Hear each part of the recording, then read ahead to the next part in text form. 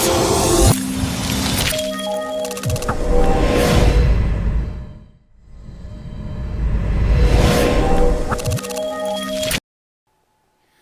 jemaat Tuhan, tanpa terasa kita sudah mau mengakhiri bulan yang ke-10 ini.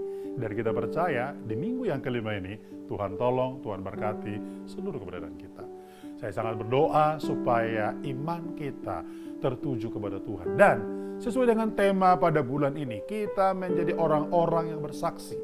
Kita menjadi gereja yang bersaksi supaya ada banyak orang yang kemudian mengenal akan Kristus. Minggu yang kelima ini, tema firman Tuhan bagi kita bersama-sama, kuasa Roh Kudus di akhir zaman. Kuasa Roh Kudus di akhir zaman.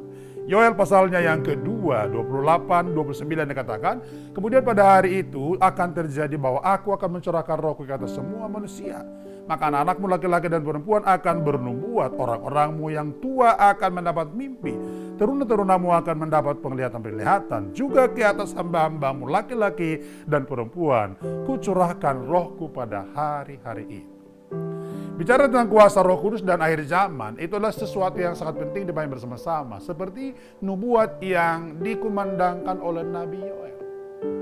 Ya, mungkin kalau kita bicara tentang akhir zaman, barangkali cenderung kita berkata, rasanya istilah ini sudah sering kita dengar. Bahkan mungkin jauh sebelum tahun 2022, sudah sering kita dengar.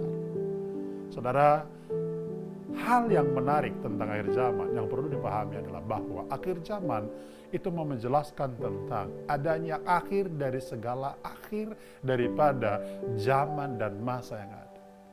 Tetapi akhir zaman juga dimaknai, saudara sekalian, masa-masa yang sulit. Kemudian waktu menjelang hari kedatangan Kristus dua kali. Dan di sini semua orang percaya harus bersiap ataupun harus bersiaga. Kenapa? Karena kedatangan Tuhan tersebut tak seorang pun yang akan tahu.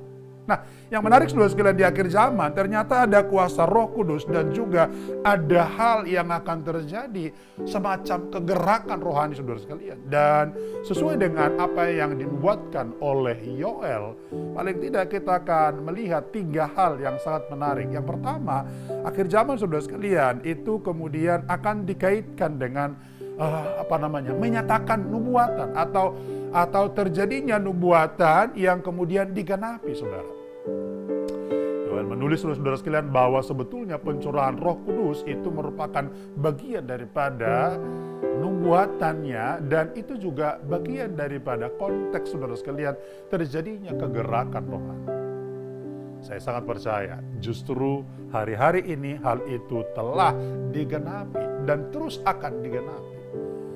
Nah, artinya saudara-saudara bahwa kalau kita melihat bagian ini, maka ini akan terus menjadi kerinduan-kerinduan dari warga-warga gereja atau anak-anak Tuhan.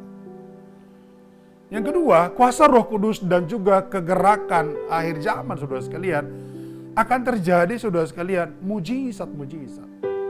Jadi nanti juga akan ada banyak gelombang mujizat.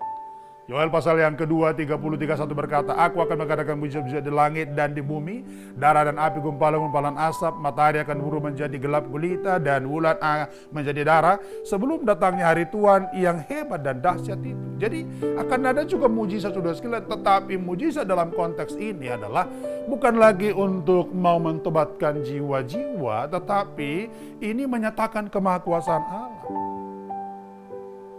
Karena hari Tuhan datang saudara sekalian, itu adalah hari yang dahsyat. Maka ada 2 hal di sana. Terjadi penghukuman bagi orang yang tidak percaya, tetapi terjadi sukacita bagi orang percaya. Kenapa? Karena kedatangan itu akan mengangkat semua orang yang percaya kepadanya. Tadi, akhir zaman dan kegerakan saudara sekalian itu menjadi 2 hal yang memang sebetulnya akan secara bersamaan terjadi. Dan yang ketiga, tentu menyatakan keselamatan. Disinilah saudara-saudara sekalian juga akan ada kaitan yang sangat menarik yang perlu dipahami bersama-sama, bahwa ternyata kalau kita kaitkan saudara-saudara teks tentang Alkitab yang kita baca tadi, kuasa Roh Kudus dan akhir zaman, maka yang akan terjadi saudara sekalian akan banyak keselamatan. Maka itulah sebabnya di Yoel pasal 2, 32 berkata, dan barang siapa yang berseru kepada nama Tuhan akan diselamatkan. Sebab di Gunung Sion di Yerusalem ada keselamatan seperti yang telah difirmankan Tuhan. Dan setiap orang yang dipanggil Tuhan akan termasuk orang-orang yang terlepas. Jadi salah satu juga saudara sekalian yang menandai akhir zaman nanti akan terjadi yang namanya keselamatan kepada banyak orang. Berharap semua kita adalah orang-orang yang mengalaminya. Selamat hari Minggu, Tuhan berkati.